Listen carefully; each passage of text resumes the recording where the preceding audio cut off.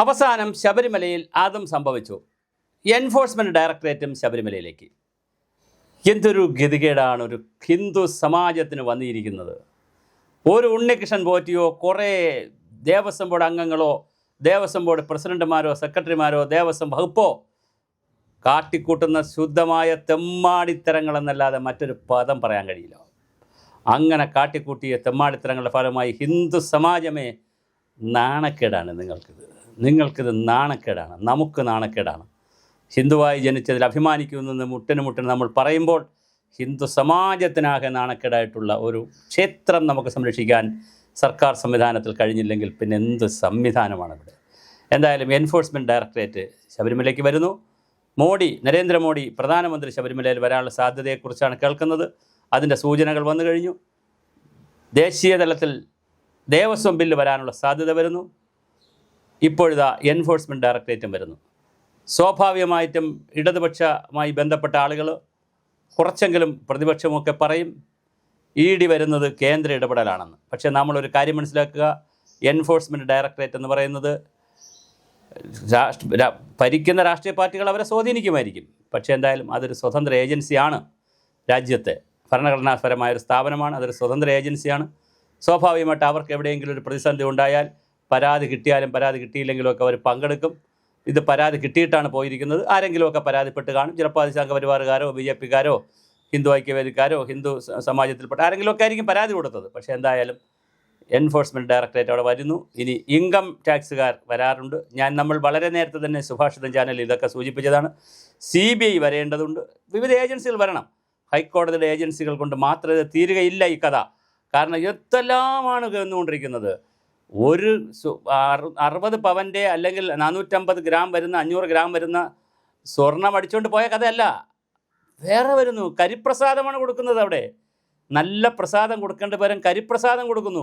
നല്ല ചന്ദനം കൊടുക്കേണ്ടത് വരെ മോശപ്പെട്ട ചന്ദനം കൊടുക്കുന്നു. എന്തൊക്കെയാണ് അവിടെ ശബരിമലയിൽ നിന്ന് കേൾക്കുന്നത്?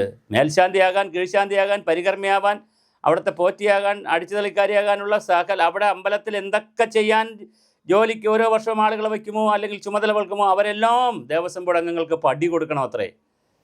ലേലം വിളിക്കുന്നതാണെന്ന് പറയുന്നത്. അവിടെ എന്തൊരു ഗതികേടാണ് നമ്മുടെ രാജ്യത്ത് നടക്കുന്നത്. ഒരു പോറ്റി ഒരു പ്രാവശ്യം അദ്ദേഹത്തിന് മാസം കിട്ടിയ ആ ദക്ഷിണയായി കിട്ടിയ പൈസ വളരെ കുറച്ചായതുകൊണ്ട് അത് വീട്ടിൽ കൊണ്ടുപോകണം. അവർക്ക് വീട്ടിൽ കൊണ്ടുപോകുന്നവരുണ്ടല്ലോ. വീട്ടിൽ കൊണ്ടുപോകണമെന്ന് വിചാരിച്ച് കൊണ്ടിറങ്ങുമ്പോൾ അദ്ദേഹത്തിനെ വിരട്ടി ദേവസ്വം ബോർഡ് അംഗങ്ങൾ. പടി കൊടുക്കാനില്ല, അദ്ദേഹത്തിൻ്റെ കയ്യിൽ പൈസ ഇല്ല. അപ്പോൾ അദ്ദേഹം അയ്യനെ നോക്കി കരഞ്ഞു, അയ്യനെ ഇതെന്താണെന്ന്. അപ്പോൾ ഒരു വശത്ത് നമ്മൾ ശബരിമല ശാസ്താവ് അല്ലെങ്കിൽ ശബരിമല നൈഷ്ഠിക ബ്രഹ്മചാരിയാണെന്നും ശബരിമല അയ്യപ്പൻ വലിയ സംഭവമാണെന്നും തത്വമസിയാണെന്നും അവിടെ പോയാൽ പിന്നെ വേറൊന്നും നേടാനില്ലെന്നും ജീവൽ സാക്ഷാത്കാരവും ജീവൻ്റെ മുക്തിയുമൊക്കെ ആയെന്ന് ഒരു വശത്ത് പറയുന്നു. മറുവശത്ത് അവിടെയുള്ള സ്വർണവും സ്വർണ്ണപ്പാളികളും ദ്വാരപാലക ശില്പവും വിഗ്രഹവും സകലതും നമ്മൾ അടിച്ചുകൊണ്ട് പച്ചയ്ക്ക് പറഞ്ഞാൽ മോഷ്ടിക്കുന്നു. പകൽക്കൊള്ള. രാത്രിയുടെ അന്ത്യയാമങ്ങളിലല്ല എടുത്തുകൊണ്ട് പോയത്. പകൽ എല്ലാവരും കാണുകയെ, ക്യാമറയുടെ കണ്ണുകൾ കാണുകയെ, സകല ആളുകളും കാണുകയെ. 9 ദേവസ്വം ബോർഡ് ഉദ്യോഗസ്ഥരെയാണ് സസ്പെൻഷന് വേണ്ടി ഇപ്പോൾ മുൾമുനയിൽ നിൽക്കുന്നത്. ദേവസ്വം ബോർഡ് ഉദ്യോഗസ്ഥന്മാർ അറിയാതെയാണ് ഇത് പോയിരിക്കുന്നത്. ദേവസ്വം കമ്മീഷൻ അറിയാതെ പോയിരിക്കുന്നത്. ദേവസ്വം ബോർഡ് ഉദ്യോഗസ്ഥരും കമ്മീഷനും അറിഞ്ഞിട്ടുണ്ടെങ്കിൽ ദേവസ്വം പ്രസിഡന്റ് അറിയണ്ടേ? അല്ലെങ്കിൽ ഇപ്പോൾ എന്ത് കെമിസ്ട്രി? ദേവസ്വം പ്രസിഡന്റ് അറിഞ്ഞിട്ടുണ്ടെങ്കിൽ അന്നത്തെ ദേവസ്വം മന്ത്രിമാർ അറിയണ്ടേ? ഇതല്ലേ കണക്ഷൻ? ഒരു ക്ഷേത്രത്തിൽ നിന്ന് അവിഹിതമായി ഒരു കാര്യം നടക്കുന്നുവെങ്കിൽ അതിൻ്റെ ഉന്നത ഉദ്യോഗസ്ഥർ, അടുത്ത ലെവലിലുള്ള ഉദ്യോഗസ്ഥർ അറിയില്ലേ? അവരറിഞ്ഞാൽ ഇത് മന്ത്രി അറിയില്ലേ? മന്ത്രി അറിഞ്ഞാൽ മുഖ്യമന്ത്രി അറിയില്ലേ? ഇതെന്താണ്, വെള്ളരിക്ക പട്ടണമാണോ? 2 തരത്തിലാണ് ഈ ഉദ്യോഗസ്ഥർ ചെന്നുപെട്ടിരിക്കുന്നത്. ഒന്നുകിൽ അവർ സത്യസന്ധരായ ഉദ്യോഗസ്ഥരാണെങ്കിലും, ചിലർ ഇപ്പം ഈ ആരോപിക്കപ്പെടുന്ന എല്ലാവരും കള്ളന്മാരായിരിക്കണമെന്നില്ല. ഏതെങ്കിലും സത്യസന്ധരായ ഉദ്യോഗസ്ഥൻ കാണും.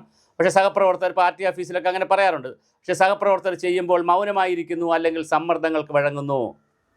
പൊളിറ്റിക്കൽ ലീഡർമാരും വലിയ ഉദ്യോഗസ്ഥരും ഒക്കെ ചേർന്ന് നടത്തുന്ന കൊള്ള ഞാനായിട്ടൊരു ഇടനിലക്കാരനായ ഉദ്യോഗസ്ഥൻ ഞാനായിട്ട് പുറത്തുവിട്ടാൽ എൻ്റെ ജോലി പോകുമോ എന്ന് പേടിച്ച് പലരും മിണ്ടാതിരിക്കും. അങ്ങനെ നിരപരാധികൾ ഇതിൽ ശിക്ഷിക്കപ്പെടുന്നുണ്ടോ? സമ്മർദ്ദങ്ങൾക്ക് വഴങ്ങി ആരെങ്കിലും വെറുതെ ഇരിക്കുന്നുണ്ടോ? വെറുതെ ഇരുന്നു പോയോ? അതോ എനിക്കും കിട്ടണം പണം, ദീപച്ചമ്പം മഹാശ്ചര്യം, എനിക്കും കിട്ടട്ടെ കുറച്ച് സ്വർണം, കുറച്ച് പണം എന്ന് വിചാരിച്ചുകൊണ്ട് ആരെങ്കിലും ഇതിനകത്ത് പങ്കുപറ്റാൻ നിന്നോ? സർക്കരക്കുടത്തിൽ കൈയിട്ടാൽ നക്കേണ്ടി വരും എന്ന് പറയുന്ന തിയറി പോലെ അത് കഴുകിക്കളയാറില്ല, നക്കും എന്ന് തന്നെ പറയുന്ന പോലെ തീർച്ചയായിട്ടും ആരൊക്കെയാണ് ഇതിൽ പങ്കെടുത്തിരിക്കുന്നത്? എൻഫോഴ്സ്മെൻറ്റ് ഡയറക്ടറേറ്റ് വരുമ്പോൾ ഒരു പ്രശ്നമുണ്ട്, അത് പറയാതിരിക്കാൻ കഴിയില്ല. ഇതിനു മുമ്പേയും എൻഫോഴ്സ്മെൻറ്റ് ഡയറക്ടറേറ്റ് ഒരുപാട് കാര്യങ്ങളിൽ ഇവിടെ വന്ന് ജഗപ്പുക ഉണ്ടാക്കിയിട്ടുണ്ട്. സ്വപ്നയുമായി ബന്ധപ്പെട്ട കേസുകൾ, ലൈഫ് മിഷൻ്റെ കേസുകൾ, അതുപോലെ തന്നെ സോളാർ കേസ്, ഇങ്ങനെ നൂറുകണക്കിന് കേസുകളിൽ ഇ ഡി വന്നു. പിന്നെ അതുപോലെ മുഖ്യമന്ത്രിയുടെ മകളുമായി ബന്ധപ്പെട്ട കേസ്, മകനുമായി ബന്ധപ്പെട്ട കേസ്, മണി ലോണ്ടറിങ്ങിൻ്റെ കേസ്, പിന്നെ കൈക്കൂലി വാങ്ങിയതിൻ്റെ കേസ്, ഒരുപാട് കേസുകൾ ഇ ഡി ഇങ്ങനെ ഒരു പുകമറ പോലെ എടുത്തിടാറുണ്ട്. അതുപോലെ ഒരു പുകമറയാകുമോ, അതോ സത്യസന്ധമായ തീരുമാനങ്ങൾ വരുമോ, ഇതിൽ കറക്റ്റായിട്ടുള്ള അന്വേഷണം കൃത്യമായ ഇടവേളകളിൽ നടക്കുമോ, കൃത്യമായ സമയത്ത് നടക്കുമോ എന്നുള്ള ചോദ്യമൊക്കെ വളരെ പ്രധാനമാണ്. ഇ ഡി വരുന്നു എന്നുള്ളത് നമുക്ക് കൗതുകമായുള്ള വാർത്തയാണ്, സന്തോഷം നൽകുന്ന വാർത്തയാണ്. വ്യത്യസ്ത ഏജൻസികൾ വരട്ടെ, അവർ സംഘടിതമായി അവിടെ പരിശോധന നടക്കട്ടെ.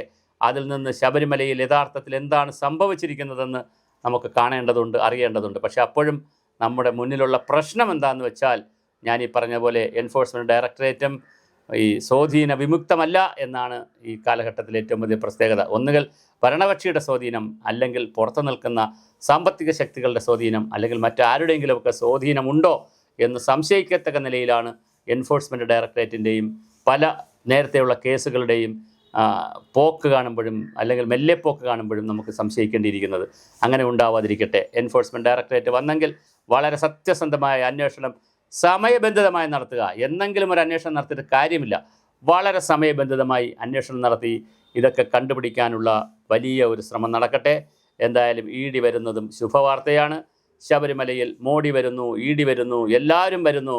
പക്ഷേ അപ്പോഴും ആൾ കൂടിയാൽ പാമ്പ് ചാകുമോ? ഈ ശബരിമലയിലെ കാട്ടുകള്ളന്മാർ, കാട്ടുനീതി നടപ്പിലാക്കിയവർ, കൊള്ളക്കാർ, വീരപ്പനെ പോലും നാണിപ്പിക്കുന്ന, ലജ്ജിപ്പിക്കുന്ന കള്ളന്മാർ. വീരപ്പൻ മോഷ്ടിച്ചു പോയാൽ സമ്പന്നരിൽ നിന്ന് എടുക്കുകയും കുറച്ച് ദരിദ്രർക്ക് കൊടുക്കുകയും ചെയ്യും. ഇത് തിരിച്ചാണ്. വീരപ്പനുമല്ല, തിരിച്ച് ദരിദ്ര പരകോടികളിടുന്ന ദക്ഷിണയും പൈസയും ഉൾപ്പെടെയുള്ള പണവും സ്വർണവുമൊക്കെ അടിച്ചുകൊണ്ട് പോകുന്നവരെ എന്ത് പേരിട്ട് വിളിക്കണമെന്നറിയില്ല. വീരപ്പൻ എന്നൊന്നും വിളിച്ചാൽ പോരാ. വീരപ്പനൊക്കെ എത്രയോ നമ്മൾ പൂജിക്കേണ്ട വ്യക്തിത്വങ്ങളാണ്. ഇങ്ങനെ നോക്കുമ്പോൾ തീർച്ചയായിട്ടും വലിയ തോന്നിയവാസമാണ് നടന്നത്.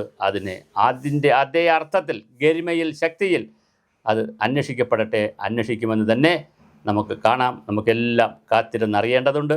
എത്ര IAS അവിടെ പോയി ഭരിച്ചു, വലിയ വലിയ ഓഫീസർമാർ പോയി ഭരിച്ചു, പുണ്യം പൊങ്കാവനമെന്ന് പറഞ്ഞ് IPS പോയി. ശബരിമലയിൽ പോകാത്ത ആരാണുള്ളത് ഭരണവുമായി എന്നൊക്കെ പറഞ്ഞ് അവിടെ പോയി അങ്ങനെ ചെയ്തു, ഇങ്ങനെ ചെയ്തു എന്നൊക്കെ പറഞ്ഞ് ഒരുപാട് വീരവാദങ്ങൾ നമ്മൾ കേൾക്കുന്നുണ്ട്. എല്ലാ വീരവാദങ്ങൾക്കിടയിൽ കൂടെയും ഇതെടുത്തുകൊണ്ട് എള്ള് ചോരുന്നത്, പിടിക്കാനിരിക്കുമ്പോൾ എണ്ണ ചോരുന്നത് അറിയുന്നില്ല എന്ന് പറയുന്നത് പോലെ, അല്ലെങ്കിൽ തിരിച്ചും പറയാറുണ്ട്, എണ്ണ ചോരുമ്പോൾ എള്ള് ചോരുന്നത് അറിയുന്നില്ല. അങ്ങനെ പല രൂപത്തിൽ പഴഞ്ചൊല്ല് പറയാറുണ്ട്. ഇങ്ങനെയൊക്കെ പറയുന്ന പഴഞ്ചൊല്ലുകളെ പോലും അതിശയിപ്പിക്കുന്ന രീതിയിൽ വളരെ കൃത്യമായി അവിടെ മോഷണം നടന്നിരിക്കുന്നു, പട്ടാപ്പകൽ കൊള്ള നടന്നിരിക്കുന്നു. ആരാണ് കൊള്ളക്കാരെന്ന് എല്ലാവർക്കും അറിയാം. ഇനി വലിയ അന്വേഷണത്തിൻ്റെ ആവശ്യമില്ല. ഈ കൊള്ളക്കാർ എന്ത് തരം കൊള്ളയാണ് നടത്തിയിരിക്കുന്നത് അന്വേഷിച്ചോളൂ. കൊള്ളക്കാർ ആരെന്ന് അന്വേഷിക്കേണ്ട കാര്യമില്ല. കൊള്ളക്കാർ തന്നെ ഈ കപ്പലിൽ കൂടെയുണ്ട്.